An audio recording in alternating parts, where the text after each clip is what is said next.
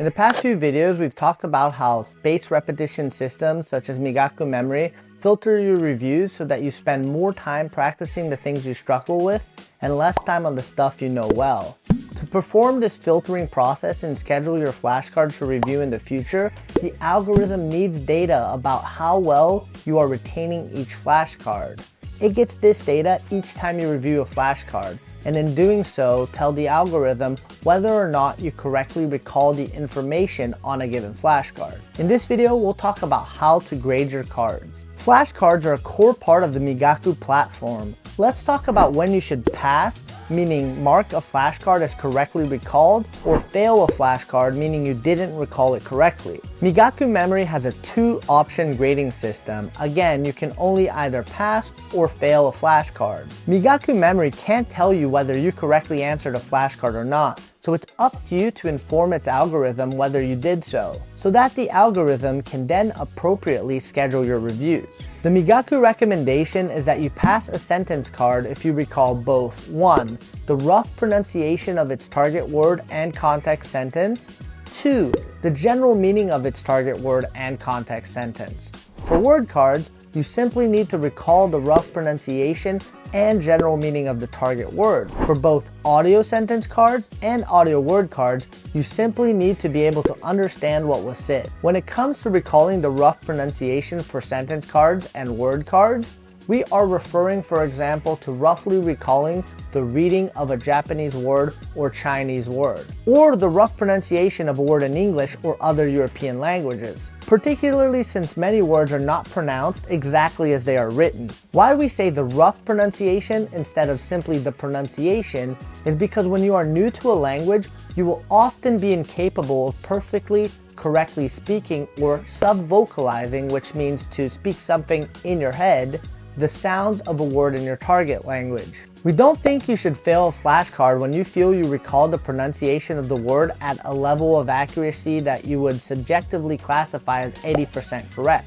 You should pass a flashcard under such circumstances, but simply make a mental note of where you feel your pronunciation was inaccurate and look out for the word again on other flashcards and in the content you're consuming. By simply paying attention and trying to identify where your pronunciation is still inaccurate and looking out for it in the future, your pronunciation will improve over time. By general meaning, we mean that you should pass a card if you understand it well enough that you wouldn't be confused if you saw it while consuming content.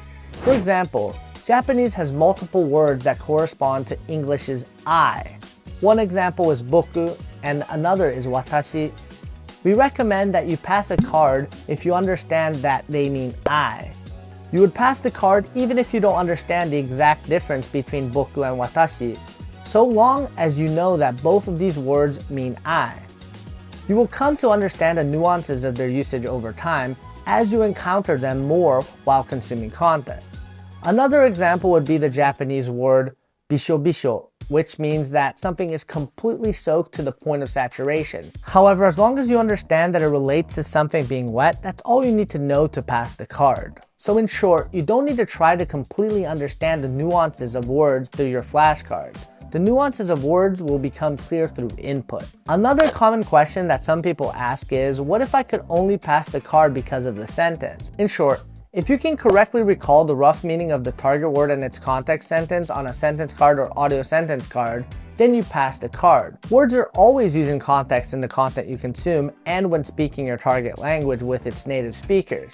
In fact, outside of contrived situations such as school exams, words basically never need to be recalled in isolation. So it's okay if the context of your card sentence helps you to recall your target word. If for whatever reason you'd want to be able to recall the meaning of a word in isolation, which we wouldn't recommend except for concrete nouns, which are nouns that have a single unique meaning and can be translated one for one into a word in your native language, and which we talked about in the video on card types, then you can choose to create a word card for that target word instead of a sentence card. Remember that the goal of doing these flashcards is to enhance your ability to understand content you consume, not to replace input.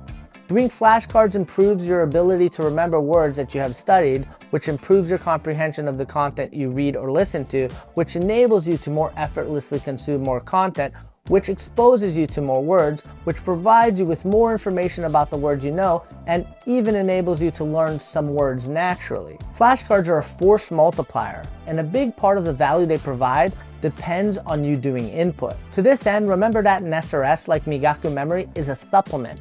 Don't become overly attached to a card. There are many aspects of a language, and a single flashcard can only tell you so much. You will naturally deepen your knowledge over time as you consume more and more content that you understand. Flashcards are a very powerful supplement to the learning process, and we hope this video helped you to understand what we consider to be best practice for passing and failing your cards. As always, if you have any questions, feel free to leave them in the comments below. Otherwise, see you in the next video.